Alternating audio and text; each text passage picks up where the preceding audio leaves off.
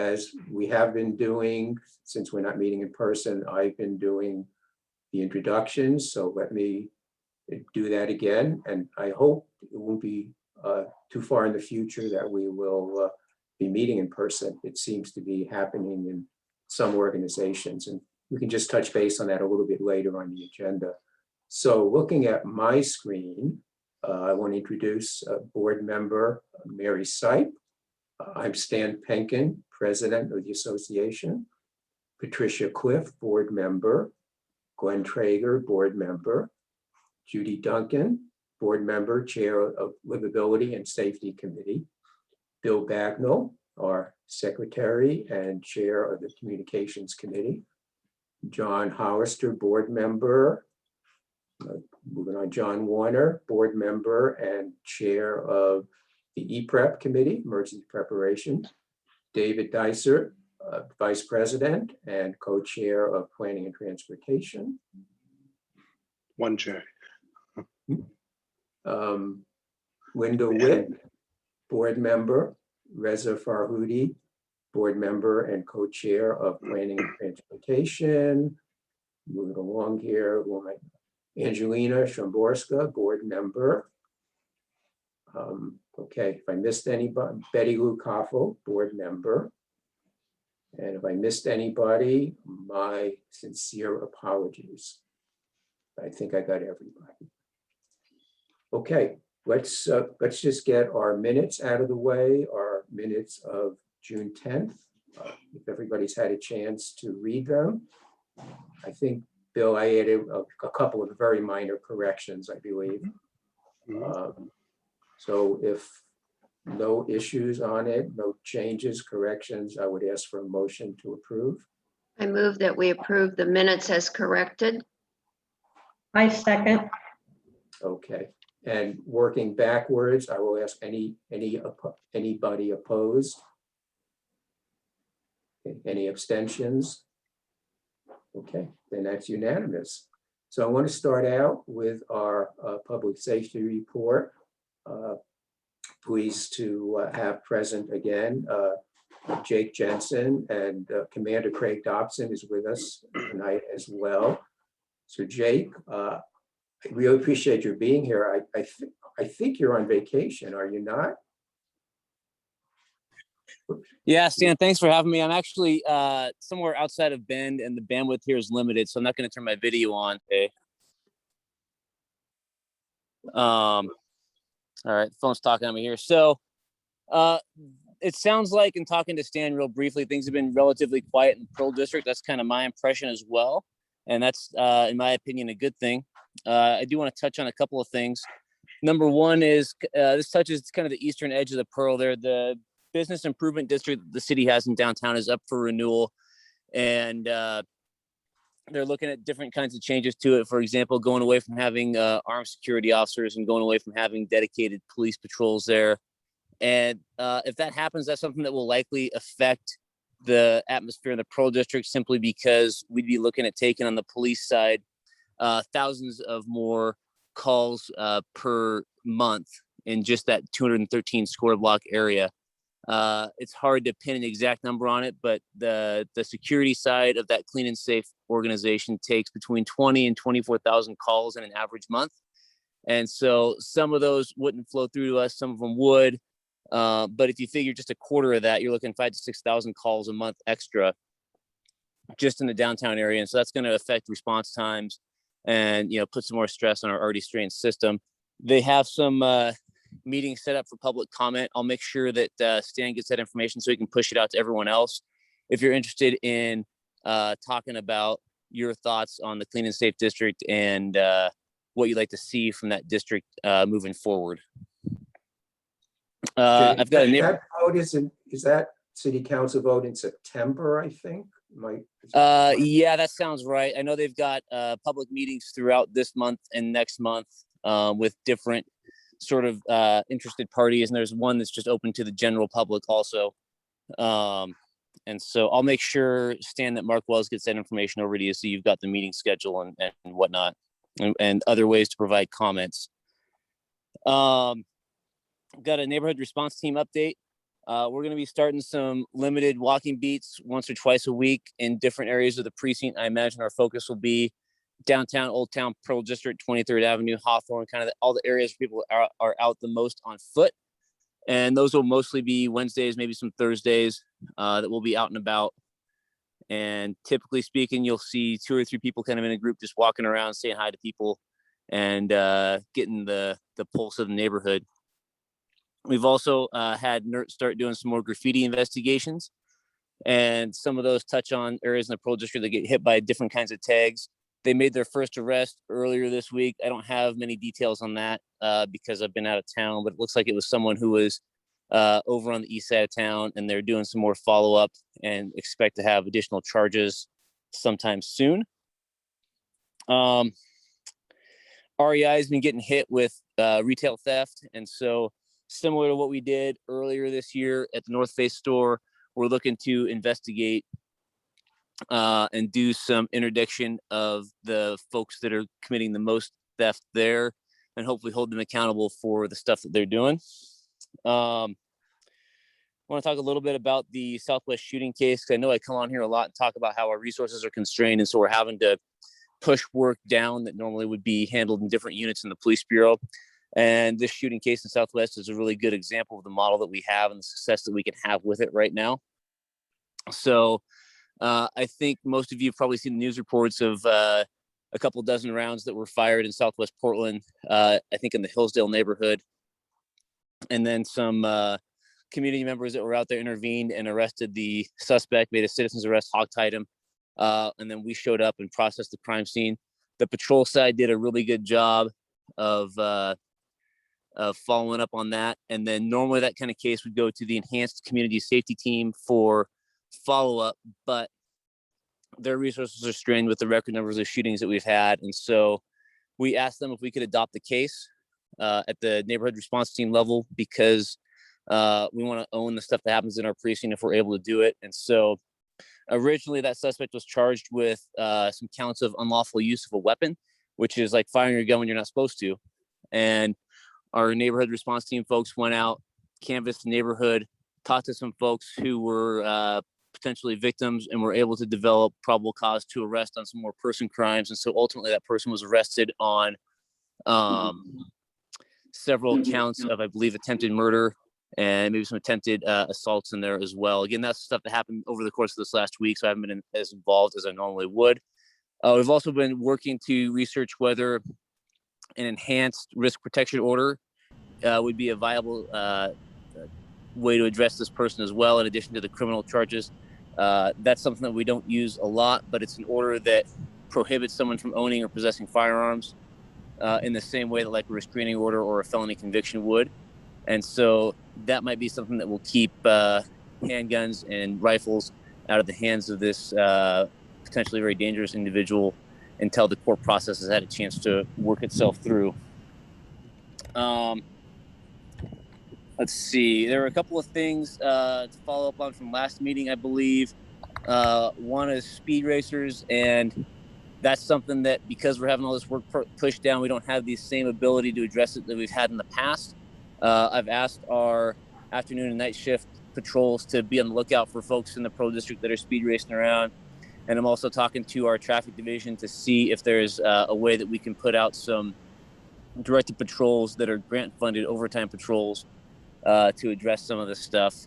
And hopefully I'll have more to report on that next month. I believe booking people into jail came up last time. In the intervening month, the COVID restrictions have been largely lifted. And I know that jail is moving slower than some of the other organizations in our government and then businesses in our city. And hopefully we'll see some movement there. We'll be able to work back to the old way of being able to lodge everyone that's committed an Oregon revised statute crime into jail so that they can have an easier court process, and we can make sure that we get that accountability process started earlier. There was also some talk about an increase in arsons, and the data really doesn't bear that out. I think what we're seeing is a lot more accidental tent fires. I talked to some folks from the Fire Bureau. I wasn't able to capture any data that they have on that, but that was their sense as well, that we're seeing a lot more tents going up accidentally this year than we have in years past. And that may simply be due to seeing more tents around. And I think that's all of the information that I have, Stan. Jake, I'm curious about one thing you mentioned, more patrols being on the street, which is great to hear. Has there been anything more lately? Well, I guess during COVID, not, but there was the coffee with cops thing a couple years ago, and I went to one of those up in Northwest at a Starbucks, and it was really a great opportunity. Is any of that going on anywhere in the city, or is there any more talk about that happening again? So I am not aware of any coffee with a cop events that have happened in the, I guess, week or two, maybe it's been, since the COVID restrictions have been lifted. I can't tell you, though, that I love drinking coffee and I love talking to people. And so I think we'll probably have some of those events starting up here soon. Maybe not this month, but potentially next month, as we kind of work our way through summer with some of the staffing issues that we have with being on vacation and whatnot. That would be great. If that does come about, I would encourage people to have coffee with the cop. There's a lot to learn, and I think it's something important in other neighborhoods, even more than our neighborhood, for that to happen. So look forward to seeing that happening again. Jake, Any questions? Judy, I think you have. Judy? Officer Jensen, several years ago, our foot patrol had an ice cream social in Jameson Park. Is that something that you or one of your officers might be interested in attending, for people to come? We gave ice cream to the children, and then it gave people an opportunity to talk with the officers and ask questions and this type of thing. Is that something that you might consider? Yeah, I'd be very interested in doing that. I actually, I have on my calendar every Wednesday at 10 o'clock, the Pearl District Foot Patrol that meets there at Jameson Square. I'm not able to make it most weeks, but I do try. I really enjoy being out there, walking around, talking to folks. And if we could set up an ice cream social, I'm sure that I could convince a couple of cops to come by and eat ice cream and talk to people, because that sounds like a pretty easy job to me, and a fun one too. Hey, That's Judy, good. Thank you. I'm glad you brought that up, because that was really fun. It was really, really a nice event. I will mention that I had a conversation about this with Sam Adams about creating these type of ice cream socials in different parts of the city. And he took it very seriously, and mayor's office will better look into it, I guess, and discuss it with BPB. I don't know where it's gone from there, but he was very receptive to that idea. So I hope it can happen here. I hope it can happen in other places across the city. So thanks for bringing that up. Mhm. Any other comments or questions for Jake? I don't see any. Well, Jake, go back to your vacation and have a great time, and we'll look forward to seeing you next month, and stay safe. Thanks, Dan. I really appreciate it. And hopefully one of these days we'll all be able to meet in person. Well, we're hoping real soon. So we shall. All right. Sounds good. And thank you, Commander, for joining us too. We really appreciate it. Luckily, Jake made it easy for me. Thanks. Hey, take care.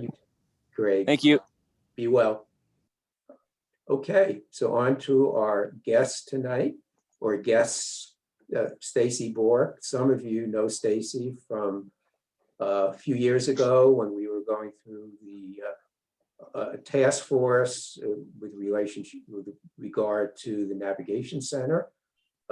Stacy, I forget your title, but Stacy is a big deal as far as I'm concerned at transition projects, and she does great work. And certainly I think we can see that in terms of how the navigation center worked out.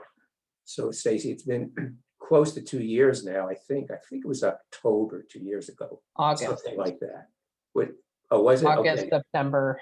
Yeah. Okay, so we're just about 2 years and people around here are curious, like to know how things are going over there. And if you could fill us in, we'd really appreciate it. Absolutely. So thank you so much for having me. I'm Stacy Borke. I work for Transition Projects. I use she and her pronouns. And I'm also joined by my colleague, Shayna Hobson, who oversees our emergency shelters, and Duncan Anderson, who is the manager of the River District Navigation Center. So thank you for having us. It feels timely to come back now that we're all hopefully kind of emerging from our COVID darkness, and it's good to see all of you. So I put together just a short presentation to help keep the conversation focused and try to touch on some of the kind of major points that I'm guessing many neighbors are curious about. And then we certainly have time at the end to chat and answer questions. And if we can't answer them here, I can always loop back to Stan with more information. So if you'll give me just a second to get it loaded up.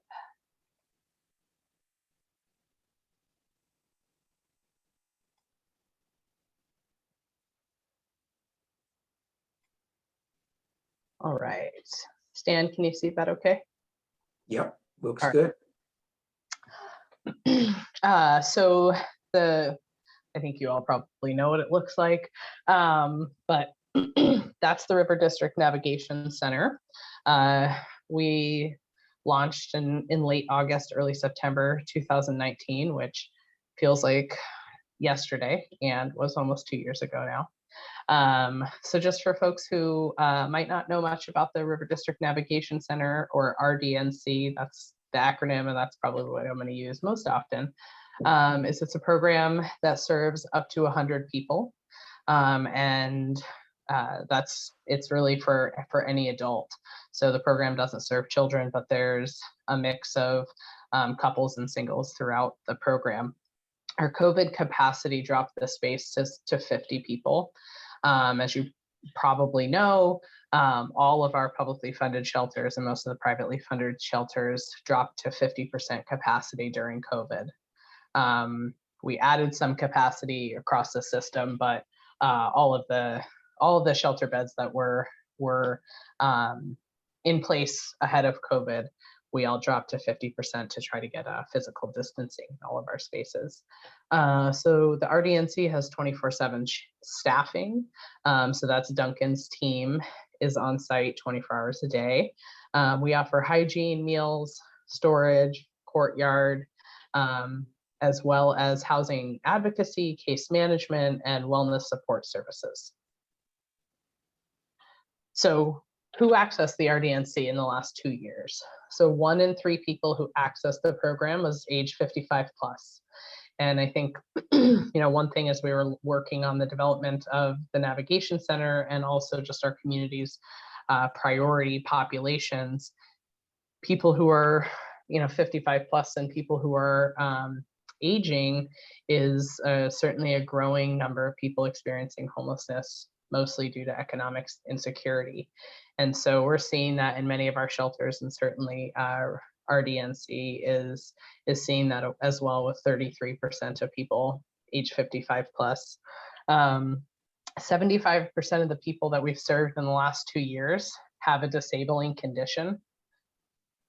And of that 75%, 33% have 3 or more chronic health conditions. So that's a pretty significant number of people who are living with a chronic health condition that impacts their kind of day-to-day living situation. And just over half of the folks are chronically homeless. And for reference, when we say chronically homeless, that means a year or more of continued being unsheltered, or being in shelter but not having a stable home, or multiple episodes in the last couple of years, as well as a verifiable disabling condition. So I'm just going to keep going, and then if we need to come back, we can. So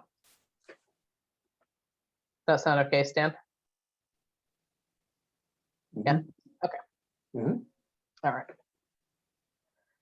So 45% of the people that have been served in the program in the last 2 years identify as BIPOC, which is people who identify as Black, Indigenous, and other people of color. 69% are cisgender men. 4% identify as transgender or non-binary, and about 26% identify as women. As cisgender women, I should say.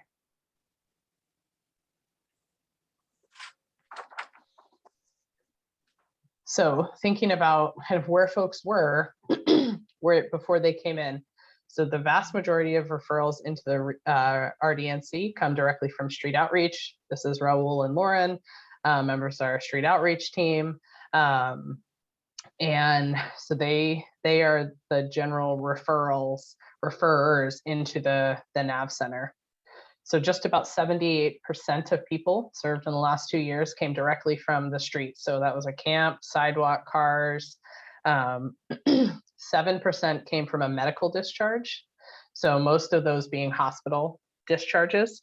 But 100% of those folks were homeless before they went into the hospital. 24% came from an emergency shelter. And that term emergency shelter is a fairly big bucket term. And so that could include the Portland Rescue Mission, which is a night-by-night kind of shelter program where there's not a ton of services offered. It could also include R2D2, which is on the east side, just on the other side of the Broadway or Steel Bridge. And so it's a big bucket. But about quarter of the folks came from shelter of some sort, and 10% came from an unstable housing situation. So the vast majority of those folks said that the night before they came into the NAV center, they were sleeping on someone's couch. Very few of those were kind of extended stays. And there were just a handful of folks who lost their housing and then came into the navigation center directly from housing. Most people, unfortunately, lose their housing, find themselves on someone's couch, eventually find themselves on the street, and then try to access shelter from there because the beds are really limited. So while folks were at the RDNC, about 75% of people engaged in housing advocacy, case management, housing barrier reduction, and wellness supports. And wellness supports can be anything from getting connected to insurance, to finding a primary care provider, to accessing mental health care, to addiction treatment, and kind of anything that falls under health and wellness, and recognizing that that's a critical part of what causes many folks to become homeless, certainly what keeps them homeless. And so while they're in our programs, and specifically at the RDNC, we try to seize those moments and really help people engage. And the average length of stay in the program was 64 days. And where they went. So 1 in 3 people exited the program and moved into housing. This is pretty consistent with our other shelter programs. It matches with the rent assistance that we have available. If we had rent assistance as a community to house everybody, we would house as many people as we possibly could. But about 33% of people moved into housing. Many of them went into permanent supportive housing. The acronym there is PSH. Many went into rapid rehousing, which is short-term, up to 2 years of kind of rent assistance programs. And then some went into transitional housing. So as the Metro Supportive Housing Services measure comes online, our county is starting to see those dollars now. Those dollars will turn around and move into long-term vouchers and more PSH for many of the folks that are staying at the River District Navigation Center. And as always, our development team says we have to talk about how many folks can get involved.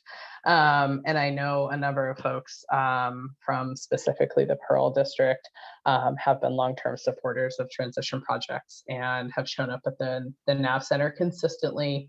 And then COVID hit. And so we had to step back in terms of bringing other folks in, but we are starting to slowly move in that direction. And so if you are all interested, I will make sure that Stan gets this information, especially if you aren't already connected to engaging with us. We have lots of opportunities for direct support of our programs in terms of volunteer opportunities, and then also administrative and more behind the scenes. So the contact information I'll drop in the chat as well, so you all have it. And that is the end of that presentation. Hey, Stacy, thank you very much. Just, Absolutely. I have, you mentioned at the end there about people getting involved and volunteering and so on.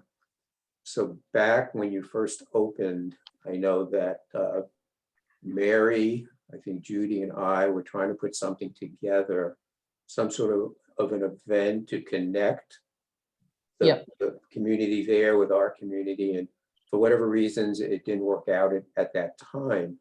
Now that COVID is over, is there any opportunity for something like that to happen? More of a kind of a social gathering? And I know there are some sensitivities about that, and I understand some of the challenges, but just wondering if something like that could happen. Yeah, absolutely. I think that there's we've done things like that in the past. We've called them eat and greets, and I think we talked about that. But those are really good opportunities for people, just as you were all talking about the ice cream social. They're really good opportunities for people to come together. I think the challenge that we have is hosting it on site, and the confidentiality of the folks that we're serving. But we could be creative, and maybe the Food Innovation Center would let us use their parking lot. Maybe the gosh, I'm forgetting, the mill building across the street from us. I'm not remembering the title correctly. Maybe they'd let us use their parking lot or part of their Albert's Mill. Yeah. And so I think there's really creative ways to do that. And I think we are all collectively looking for more ways to see other humans in human form and not virtually any longer. So Duncan's on the call, and he's probably the best point of contact along with Shayna. And so let's continue this conversation. Absolutely. Okay. Yeah, I'd like to see us pursue that. Yeah. It would be good for both communities to I agree. do that. Okay, so questions, folks out there? Mary and I have our hands up. Okay. Go ahead, Linda. Okay, Stacy, thanks so much for your presentation.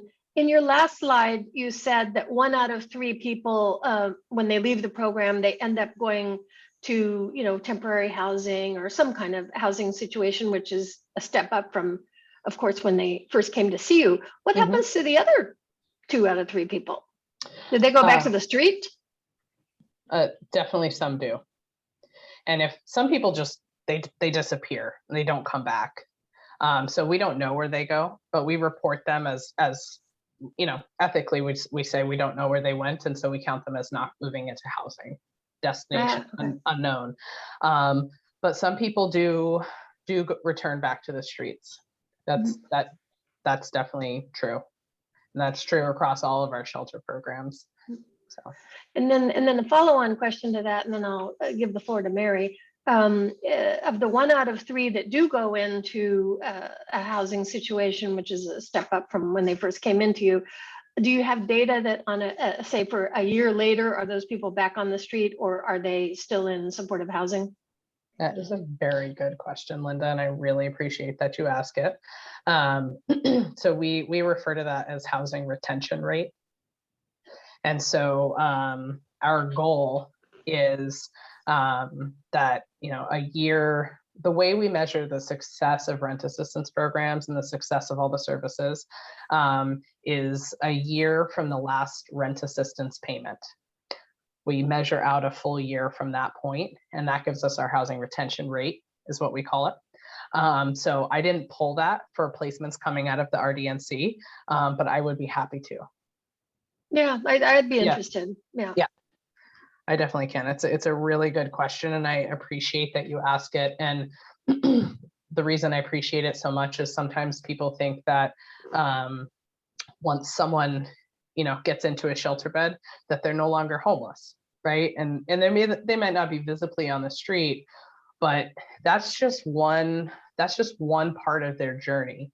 And so helping people get back into permanent housing, sometimes shelter is a step in that on that journey. It's not always. Some people move directly from the street into housing, but once people get into housing, helping them keep their housing is critical and takes a lot of work, mostly for them, but certainly for support services. And so we do a ton of wraparound work with folks that have moved into housing and help them establish in their neighborhood and kind of get connected to where they live so that hopefully their housing sticks.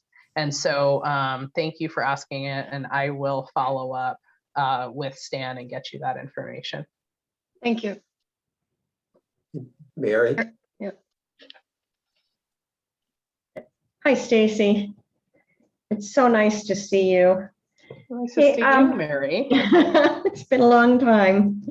So, as you know, when I was working for Harbor of Hope during the construction of the Navigation Center as their community liaison, we had a lot of community meetings, and there was a small number of people that were opposing the Navigation Center in their neighborhood that had a number of concerns. And the thing that I wanted to ask you a little bit about, and I think we're seeing it based on your report, is it doesn't appear to me that any of the concerns that the neighbors who were opposing the Navigation Center were concerned about, that any of those things have actually come to fruition. I don't see more tents in the neighborhood. I don't see people camping and loitering around the Navigation Center. I don't see trash everywhere. I don't see or haven't heard of any increase in crime because of the Navigation Center. What I see and what I hear is a lot of success. And that was one of the reasons that I was really anxious to have somebody come and report, because I think we need to share and we need to celebrate the success of the Navigation Center. I was involved in trying to do a meet and greet shortly after the opening. And yeah, the biggest challenge was, where do we have it off site to protect the residents and stuff. And I think this is a great time for us to circle back and plan a meet and greet celebration. So a couple of questions that I had were, let's see here, I gotta look at all my, I've got a list, and Linda helped me by asking some of them. Did you have any situations where you had to expel people and tell them to leave? Because that was a neighborhood concern. Where would they go? Would you just dump them onto our streets in our neighborhood? What was your experience with that? Yes, we have. I mean, that's the truth, right? Is that we have. And I would say, as an organization, and RDNC included here, is we've been working really hard as an organization to be much more intentional with those exits, right? So unless someone is a major safety threat, we're trying to ask people to exit in the morning so that we can help them connect to services that are actually open. And if someone is a major safety threat, or they are a danger to themselves or others, we're calling for assistance, and whether that's Project Respond, non-emergency, or 911. And so we're also really trying to, at the same time, balance how often we are calling for a law enforcement response into our programs, because we want to try to engage people, de-escalate, manage those situations as best we can, as long as they remain safe. And in the last 3 months, we've reduced 911 calls across our shelters by like over 90%. And just having more intentional engagement and really kind of an agency-wide commitment to that. And so we certainly have had to ask people to leave We're trying to do it much more intentionally and trying to help people connect to resources. And I saw someone dropped a note in the chat, and I want to go back to that. So one of the major concerns was for neighbors that travel up and down Nato that there's going to be a ton more tents. And we definitely see tents. They pop up.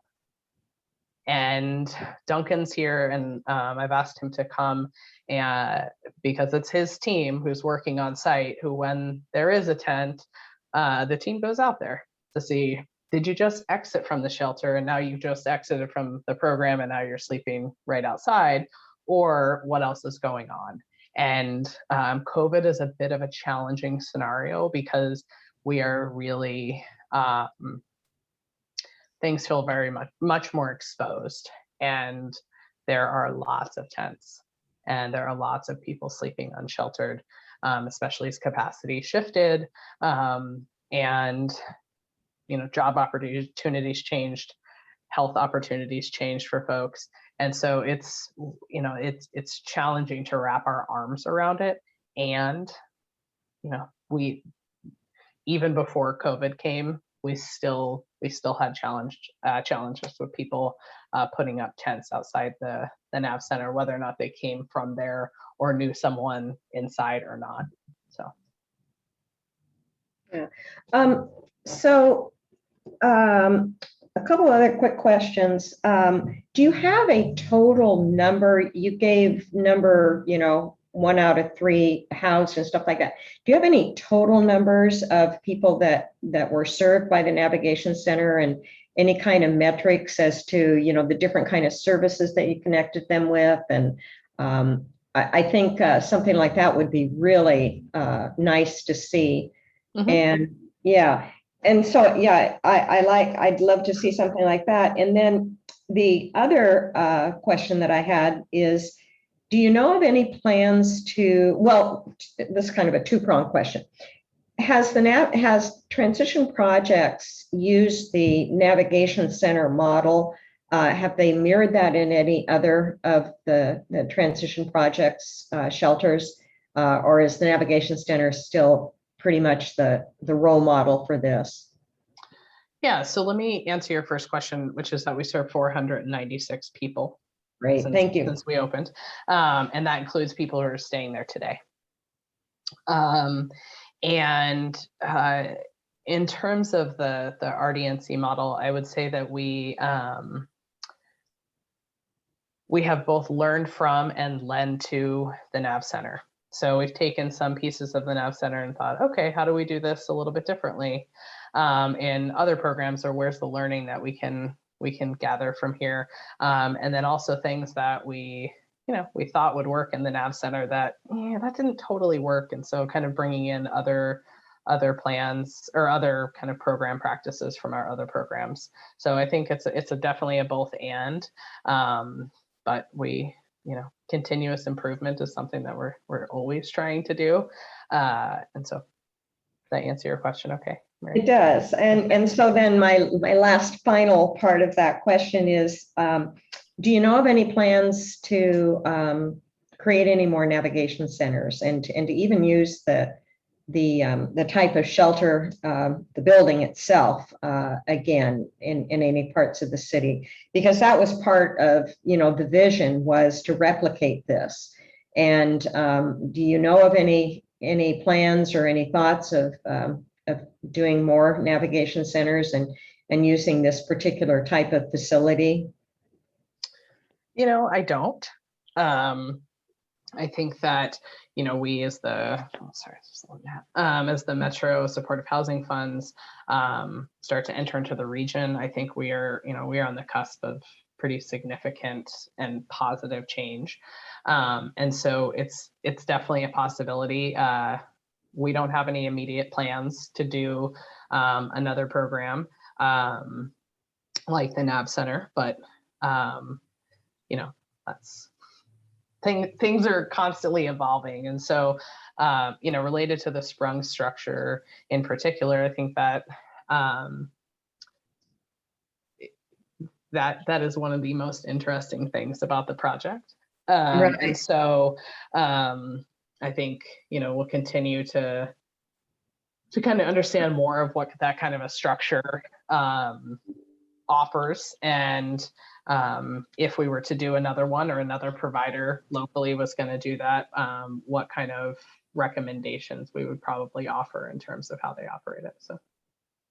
Cool. Well, thank you again. I just, I'm really, really pleased that you were able to come, and I will probably be reaching out to you about a celebration and a meet and greet. That sounds great. Yeah, thanks, Mary, I knew you would volunteer for that. So thank you very much. I just want to add, when we did the Good Neighbor Agreement, part of that was creating a community advisory committee, I think we called it. I may have the name wrong at this point, which actually, I think, pretty much disbanded after 6 months or so. That committee was going to be handling any complaints or issues that would overflow into the neighborhood, and it never occurred. So to my knowledge, and people have asked me, I haven't seen any negative impacts to the community.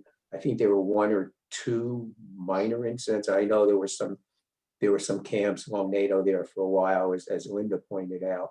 But to my knowledge, there haven't been any real negative impacts.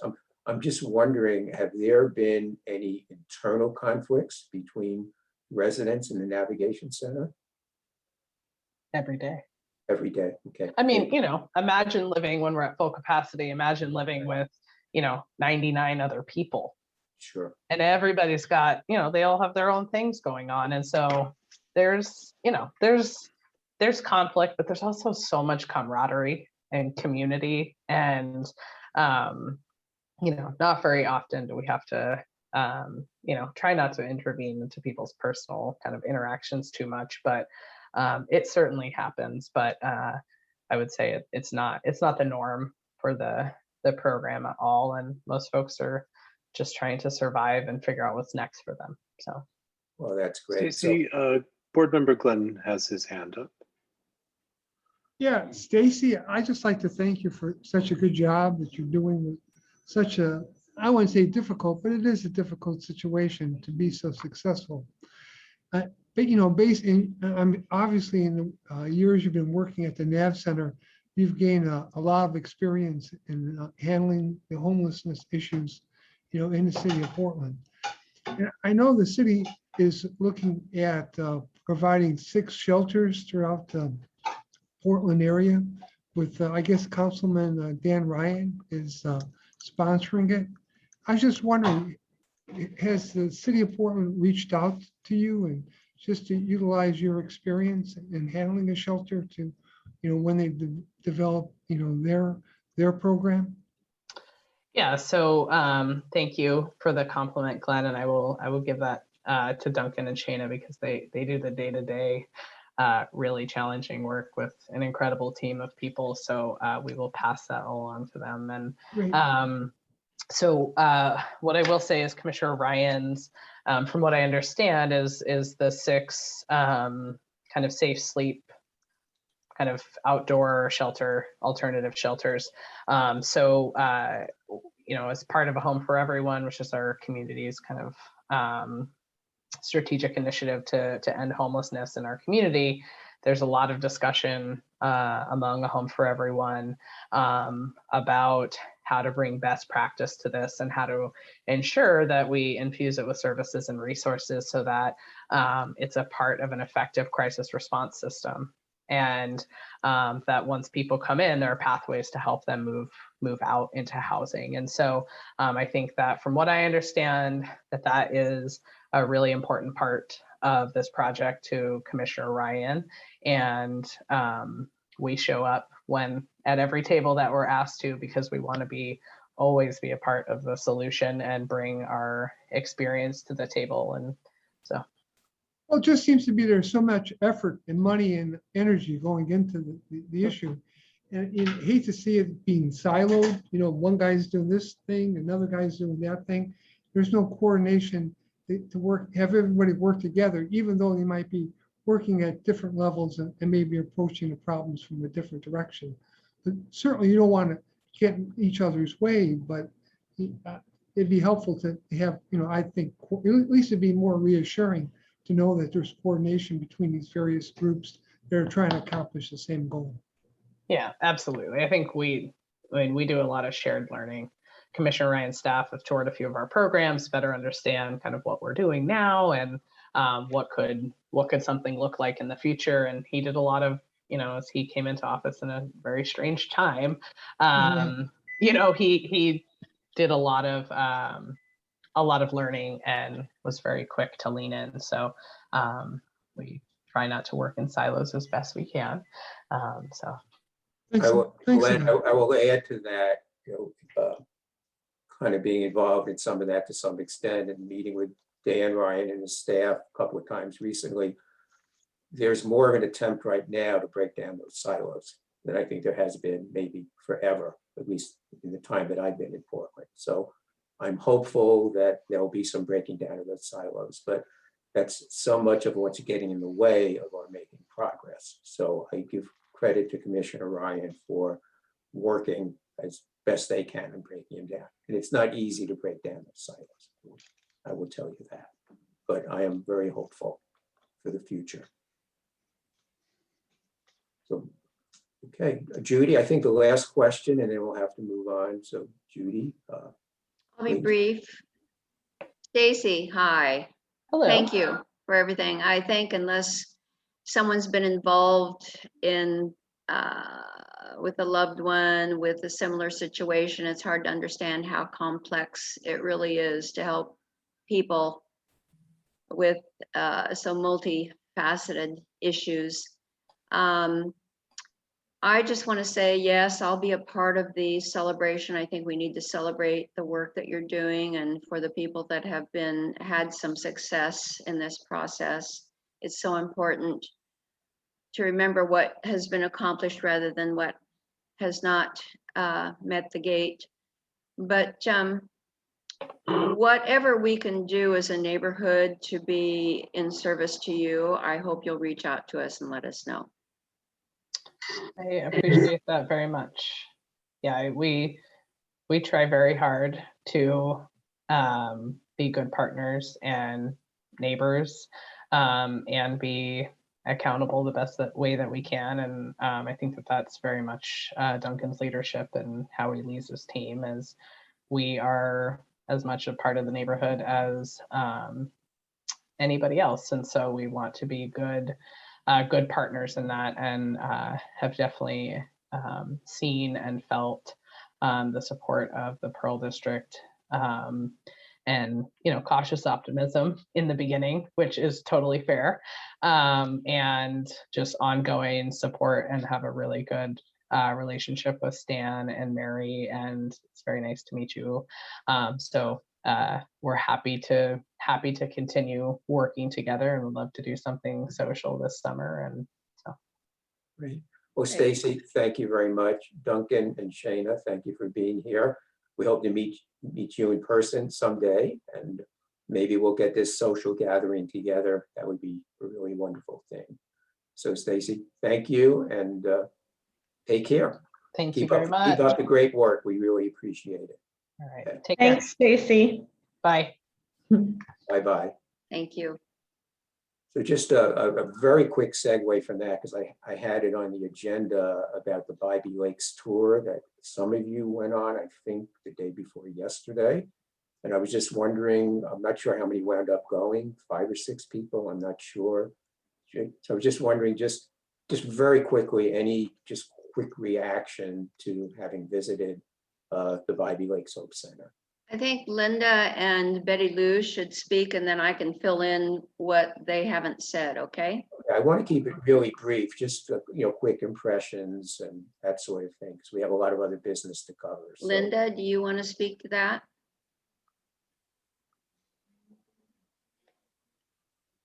Maybe she left. Oh. Okay. I can speak to that. We were, my husband and I went, and we were quite impressed with Raven as we had been when she spoke at our last meeting, and with the program and the and the data that they are collecting. And so I think it was a really positive experience for us. And I'm glad we got to do that. Great, great. Okay, I wanna- so for others who might want to, I'm just gonna, oh, Judy, go ahead. I think Judy wants to say something Go too. ahead, Judy. Yeah, I just want to add that they have a very high success rate. They've got a 90% success rate. They're using about a third of the square footage at this point in time, and they hope to be using all 155,000 square feet in 4 months. And it's a beautiful facility, absolutely beautiful. I think it's fabulous that this is happening. And of course, they have financial needs, and I'm hoping that in some way that we will find a way as a neighborhood to maybe do some fundraisers or something just to make some contribution. Yeah, I just want to add, I think that if there are others who want to take a tour at some point, I know that they're always open to bringing people in for tours. So if at some point another group would like to go, just let me know and we'll see if we can put something together. So great. Okay, so moving on, we have some business to attend to. So we have some board resignations, two of which I think I announced last month rather. One was Tom Lavoie, who I don't see him here tonight. This was going to be his final meeting as a member of the board. And then, as I think you know, sadly, Christian will be moving out of the Pearl. And she, as it turned out last minute, she couldn't make it tonight, but she's going to be here for 1 more month. Next month will be her last meeting, her last being a member. And then we did have a resignation from Christy Barrows. So technically right now we have 1 opening. And I am pleased to say that Sean Sweat, who some of you know, and I know I've seen him at many meetings over the last number of months, he has stepped up to take on the treasurer position. And Christian put together a absolute fantastic 7-page standard operating procedure for our new treasurer and for any treasurer going forward. And I think we all know the great job Christian has done for us and is still doing. So Sean Sweat is here tonight. In order for him to be our treasurer, he will need to become a board member. That's what our bylaws require. So first of all, Sean, I know you're here. I saw you before. I don't see you, I've lost you at this moment, but would you, there you are. Sean, would you just take a moment or two and just introduce yourself to our board? Sure, yeah. Thanks for considering me. So my wife and I, and Chelsea's online too. She's here. We moved to the Pearl about a year ago. We're down in South Pearl. We're in the Mackenzie Lofts. I work as a supply chain professional for Intel, but everything's really work from home right now. So I work and live in the Pearl, and I also just joined the Planning and Transportation Committee because one of my passions is really transportation, and to also planning, but transportation mostly. So I'm glad that they took me on there too. So now I think I have a lot to try to do to fill Christian's shoes in the treasurer role. But like you said, she gave me some good standard work instructions. So hopefully it's a smooth transition. Great. Well, thank you, Sean, and really thank you for being willing to take on the treasurer position. And I know Christian has really provided some good background for that. So hopefully you can step right into it. So with that, we're going to need to take a vote. And I know it's a little awkward to take a vote with you right there in front of us, but I guess that's the way it works. So I am Step going out to if ask, you want. what's that? I'm I can going to step ask you out to if you leave the want. room, but or leave the Could you Zoom. turn around, please? Yeah, just turn around. Yeah, turn your back. Close your ears and don't. There we go. Oh, there we go. So with that, I'd like to ask for a motion to approve Sean as a board member. So moved. Okay, I see. I think Patricia raised her. Okay, we have first and second. I kind of missed that. Second, Okay, so working backwards, since we're on Zoom, I'm going to ask for anyone opposed. Any abstentions? Okay, so it looks to me like it's unanimous. So Sean, come back. Well, welcome. You are actually, I would say you're now officially a board member as of now, since that position is open. So welcome to the board. Thank you. So now, number 2 is to officially elect Sean to be our treasurer. So I'm going to ask for a motion to approve Sean as our treasurer. I make a motion to appoint Sean as treasurer. I second, second it. At a tie, there's a tie for second. Okay, all opposed? Abstentions? Okay, Sean, you're very popular tonight. 2 unanimous votes. How about that? Thank you. Okay, well, welcome. We're really appreciative, and we look forward to working with you.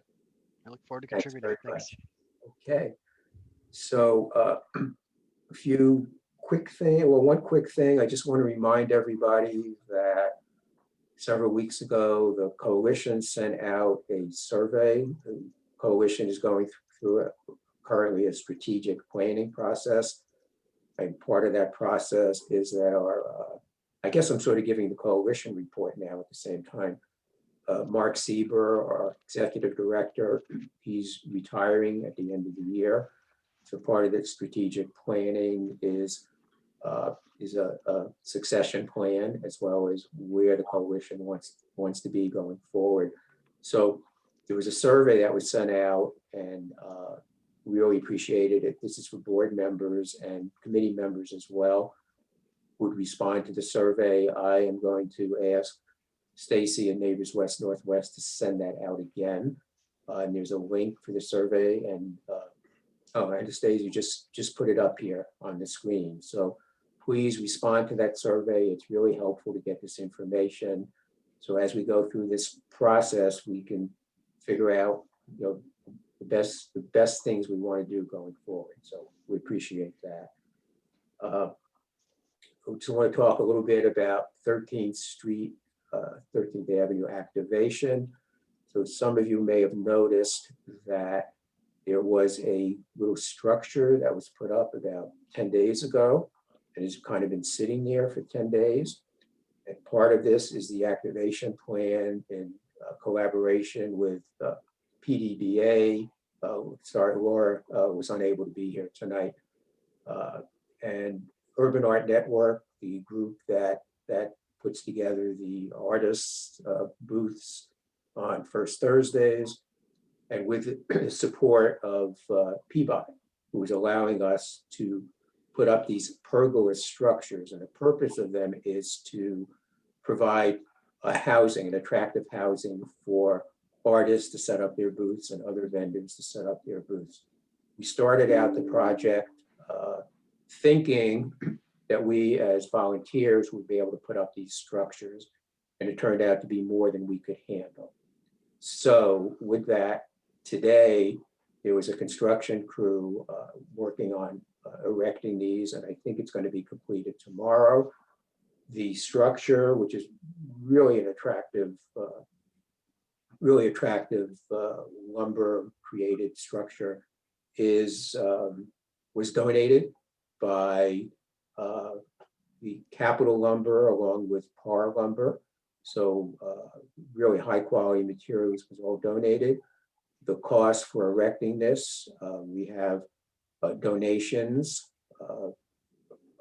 Cost is about $2,900. We have donors who have given us $2,000 towards that, which leaves us about $900 short. And I'm going to ask that we approve tonight additional $900, unless we get some other donors who step up. That may still happen.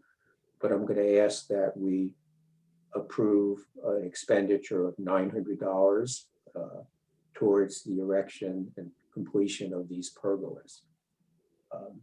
So take any questions if anybody has any questions. If not, I'd like to pursue that motion. Question?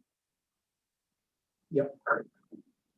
So if I may ask, so these will they remain up throughout the winter, these structures? That is a good question. And I think, and maybe David or John Hollister can address it better. I think it ties into the Healthy Streets permits that PBOT has been doing. Current permit is, restaurants and so on. So David, I think you can answer that better than I can. the current permit is through to October. So that's the plan for now. And then we'll have to see. I think we're all hoping that those, as well as the restaurants, will be able to, PBOT will allow those to continue. I think it's going to be pretty hard across the city to tell all these restaurants that you can no longer have your outdoor seating area. So that remains to be seen. And of course, for PBOT, a lot of this is a loss of revenue for them. So there may be some pressures on that, but we'll have to see where it goes. Is there any liability associated with the structures? I mean, we have insurance coverage for it. We check that out with our insurance agent through Neighbors West Northwest. We are covered for that. I do have to say I'm not thrilled about the idea that we're being tasked with a cost without being asked before the cost was incurred. That doesn't seem like something we would normally do as a procedural issue. I don't know how. I'm not speaking for or against them. I'm just saying the idea that retroactively coming for nearly $1,000 after the fact is not a protocol I would like to see repeated. Well, I think it's a circumstance where it was believed that volunteers could put this thing together. And there was the representative, and John or David, you can jump in on this anytime. There was a representative from Columbia Lumber who was sort of helping put this thing together. And I guess one of the problems was that typically they're 8-foot high structures, and this turned out to be 12-foot high structure in order to allow enough room for, I guess, the booths to be placed there. And that quickly realized that the volunteers were not capable of putting it together. So it's sort of a last minute thing. It was never intended to be any cost at all. So that's how it came about. and I'm not, I'm kind of in the middle too. What is their use? How will they be used?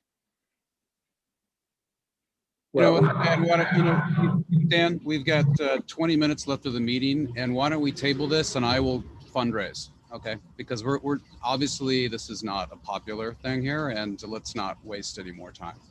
okay, I'm not suggesting that we. I'm not suggesting we not. No, I will. No, point taken. I will fundraise it. I'll just make sure we raise the money. Well, would it be helpful if we, if we get some information so everyone's aware of, because it is a Pearl activity, or it's a Pearl action. So would it be helpful if the information gets disseminated for everyone? Yeah, I'm not sure I understand the question. Disseminated. If you're saying for fundraising purpose. Would it be helpful if, just in the interest of time, to just have the information to say, okay, here's what's happening. here's what's intended to cover, right? Some of the questions is like, what's the intended use? The permits are there through October. So from what I've heard so far, it's definitely livability, in livability interest and reinvigorating the community, definitely in the neighborhood. So I don't see where the concern comes from, but sounds like there may be like a lack of information. So does the committee agree if the information gets disseminated to, are we able to vote on the email? I mean, I don't know if this No, committee. well, we can't vote by email, and I think we should leave it as David just suggested. Let's put it to bed. We raised $2,000 was already donated, and I think we won't have any problem of getting donations of another $900. So, but David, good suggestion. Let's leave it at that, and let's move on. And I think it's a great addition to the neighborhood. And when you see these, it's a $10,000 donation, folks. It's a beautiful gift, and they're beautiful, and it's going to be an incredible. We already have Jennifer with the Urban Art Network and several other vendors. Zupan's interested. This is going to be a fantastic addition to the neighborhood and to 13th. So, good things to come. It's a really great thing. Okay, great. Let's leave it at that. Let's move on. I want to return to something that was on our agenda last month, which was Portland Street response. And there was a vote for us to write a letter asking for the expansion of Portland Street response to other neighborhoods, including the Pearl, downtown, fairly controversial subject. As just as a quick backdrop, City Council in this year's budget did not move forward with funding an expansion of Portland Street response beyond the pilot program that's now taking place in the Lentz neighborhood. So we had a discussion last month. I was tasked with drafting a letter to City Council. And when I sat down to write that letter, quite honestly, I couldn't write the letter. And I didn't feel that we vetted it enough. I don't think our board understood the situation well enough. There was a reason that City Council did not fund the additional expansion, at least at this time. They wanted more data and information for what was coming from the pilot program. And the pilot program to date has not been particularly successful. And there are reasons for that. And I dug into it a little bit deeper and have a better understanding of the reasons. And a lot of it has to do with communications and dispatch and kind of city issues in making something like that work. So I felt I wanted to revisit that before we make any statement to City Council. And so I did not write the letter, and I just want to toss that out there. I don't feel we should, and I want to revisit that with our board and see what your feelings are. Okay. Patricia, please.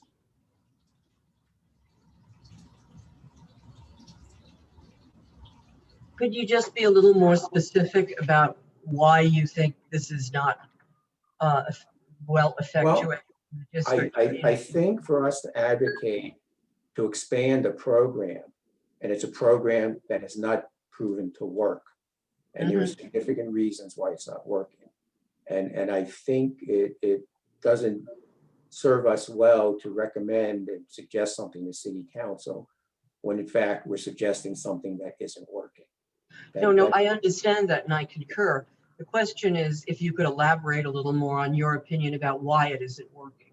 That Well, would I be think very... I think the biggest problem is the communications and it's the dispatch system or the lack thereof.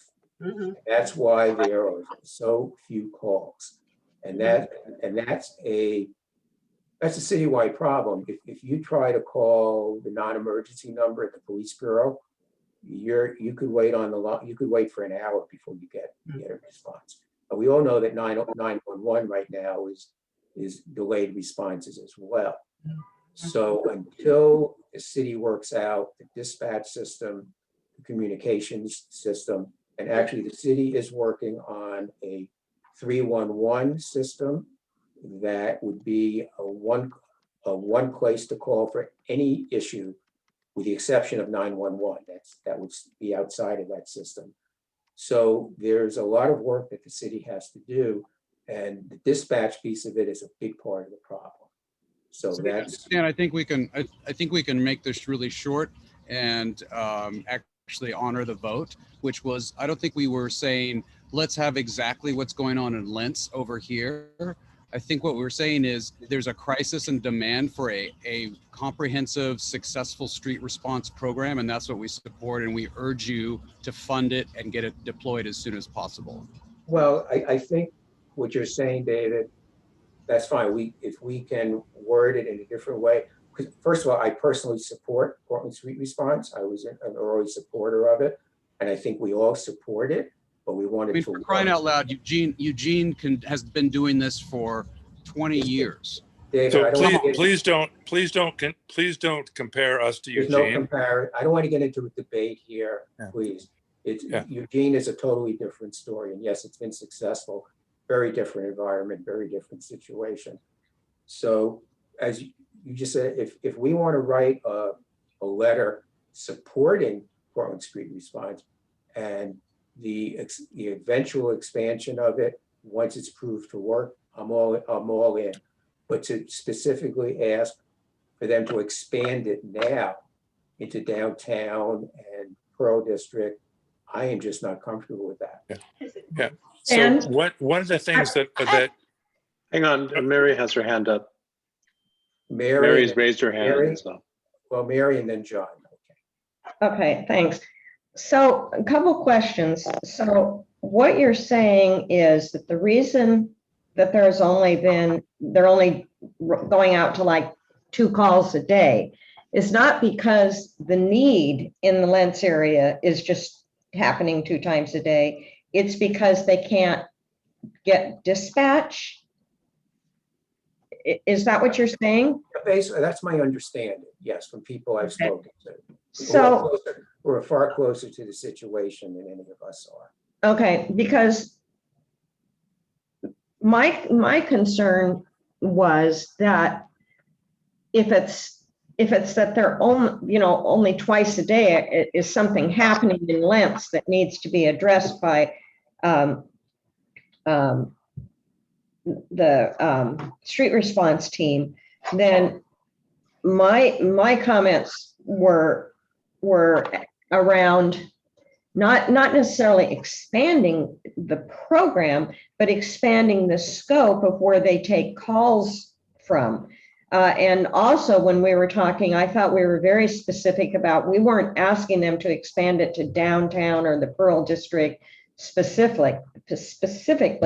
We were just saying, well, if you're only getting 2 calls a day, then wouldn't it make sense to have a broader area where you're getting calls from in order to gather the data that you need? That was what I thought we were trying to say.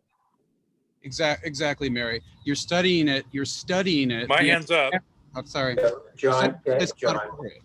Yeah.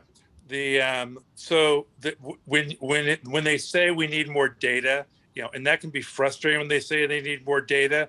They don't need more data on is there a problem. What they are talking about is they need some success metrics. There are no success metrics from the street response program.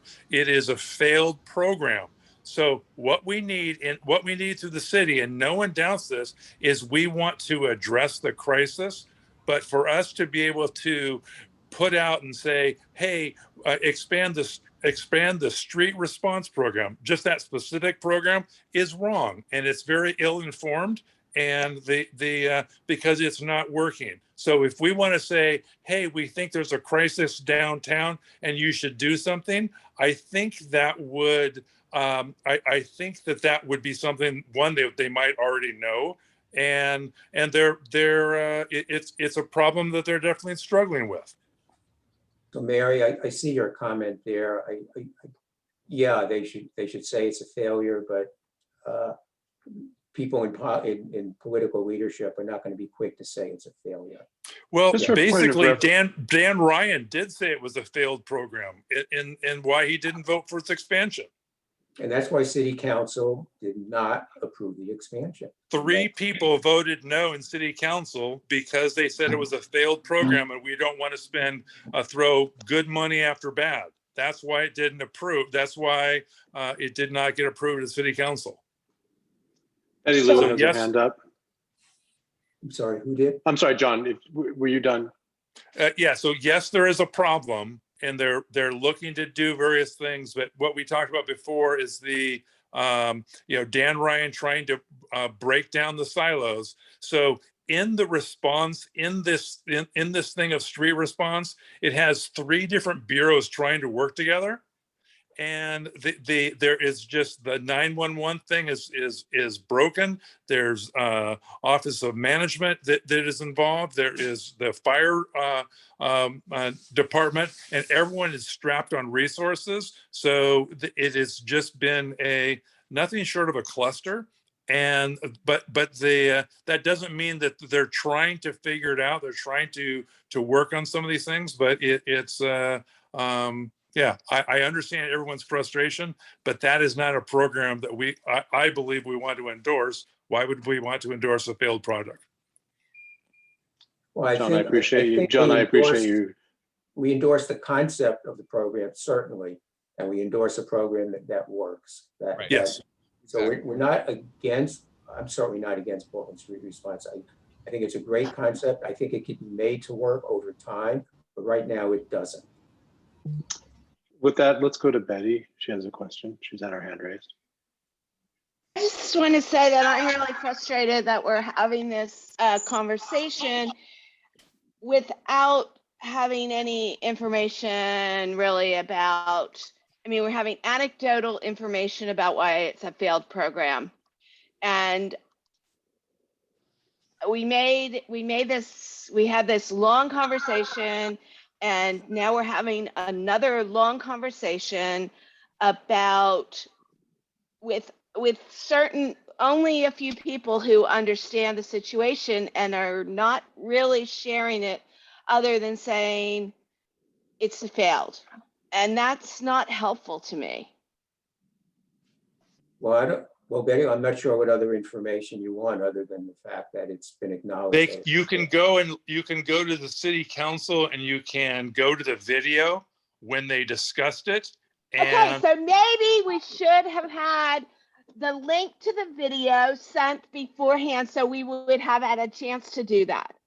You're not giving me a chance to be informed, and I'm not looking at everything that City Council does.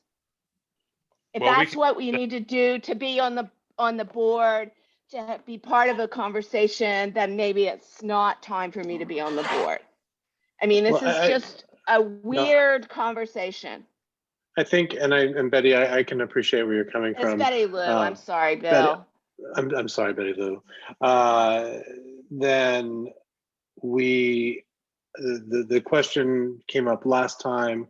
We were discussing this in a bit of a vacuum. We don't have all the information. The question of us inserting ourselves into this discussion, I'm not gonna go either way on this. But I do want to just point out, and I do believe Alan Clausen is here tonight, but we do want to have a clear statement going out of this meeting as to why we're not doing what he reported we were going to do in this week's edition of Northwest Examiner. So that is my point. If we're going to table the issue at this point, then let's have some sort of statement that Stan can stand by. Well, I just want to interject one thing. I think that this is a whole political thing between the people on the City Council as well. And I don't know that we want to get into those political weeds. And for whatever reason, Commissioner Hardesty is taking the whole month of August off. And I believe it probably has something to do with all of the subject that we've just discussed. I don't know, but there seems to be a lot of disagreement amongst the City Council members on this. And I don't know that we'll ever get the full overview of what that's about. But it seems to me that this was her project and she really pushed it and she had the best intentions and she's being shot down. and the reasons are probably valid. We don't know that, but it's a real getting into the political weeds here. So that's a decision that the board has to make. Thank you for listening. Well, I would like to suggest that we table this and provide more information as Betty Wu has asked for, and we can come back to this. I will say personally, I am not comfortable writing that, and I know it was a board decision, and I do have to abide by a board decision. And if the board insists that I write that letter, I guess I have no choice but to write it. But Stan, do you need a motion? Would that help? Well, I don't know what the motion should be. To put the table it for now until there's. That's what I was thinking. I'm happy to make a motion that, Make the motion. that we not write the letter at this time, that we table this issue, and that we get more information before we proceed any further with expressing any opinion on this particular situation. Second. Oh, you got a second, okay. Call the vote then. All opposed to that motion? Abstentions? Staying because I wasn't here for the conversation last month. Okay. Okay, therefore, with one abstention, that motion is approved. So we will revisit this and come back to it next month. Thank you, everyone. A little bit of a tough discussion, but thank you. I just had to bring that up because I just was not comfortable with it. Okay, with that, let's quickly, John Hollister, very quickly, do you have the final gift card winners? It's actually going to be next month that we'll okay. Yeah. Stan, David has to leave in a few minutes. Can we, if we're doing committee reports now, can planning start first for that? Yes, I was getting to you. Let's go. Planning and transportation, please. Oh, David, go ahead. Next week we've got the Wellbe, or sorry, not next week. In 2 weeks we've got the Wellbe coming back before us for a fourth time. That's at Kearney and 13th between 14th, where the on deck is. It's the fourth iteration of the project. So here we go again. We did a nice recap of the Flanders crossing and Reza's fantastic speech. And we've got upcoming the Porsche design studio that's across Johnson from the REI parking garage. And then I've been informed that the Proper Hotel actually is alive and kicking, and there is a demo permit. So that is a very positive sign of going forward for the hotel project there by the 24-hour fitness. Wow. And then we have a hotel. We have a hotel pre-app application on the North Park blocks where the school was, right across from the gym, the outdoor play area. And it looks like they're probably going to preserve the taller historic building there and then add on to that, but not sure. But I'll be at that pre-app on the 15th. And then Russ, what do you have for transportation? We had a presentation from Steve Whit Macbeth talking about the bike town system. They're doing some expansion on the east side of the river.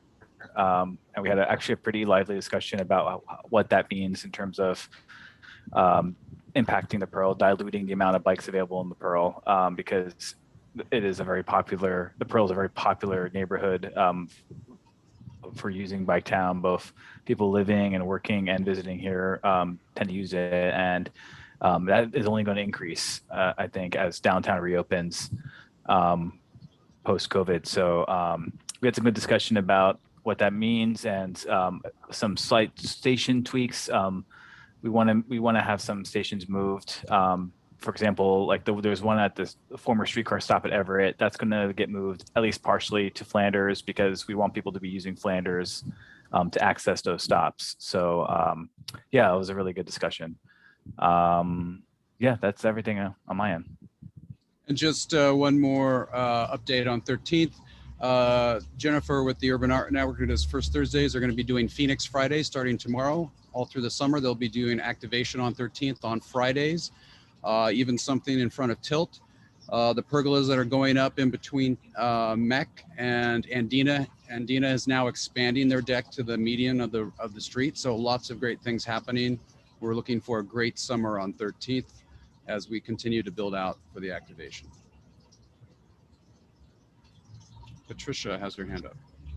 I just wanted to add one thing. We had discussed the tent and the garbage and everything between Gleason and the bridge, which Carl, I know David said they'd been successful in getting the city to remove that.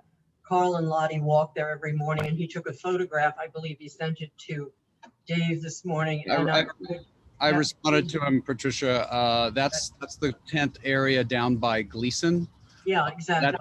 That's been a persistent problem, and that's not what I was referring to. I was referring to tents that were right by the bridge. I was there yesterday. There's a tent now next to the bridge, but it's very clean. Previously, there was really bad garbage and some people throwing things at each other. So that has been cleaned up. We will remain vigilant on it and keep on top of it. Jake Jensen has been very responsive. I've reached out to him and they've helped. And some other folks have taken just some matters in their own hands and cleaned up some things themselves. So we are on it and we're going to keep that bridge clean. I appreciate that. Thank you very much. All right. Thanks, everybody. I got to go. I'll see you next month. Let's move on to Judy, please, with Billy. Thanks, David and Reza. Okay, there's a lot. I'll try to cut it down. Basically, trash is up because people are out.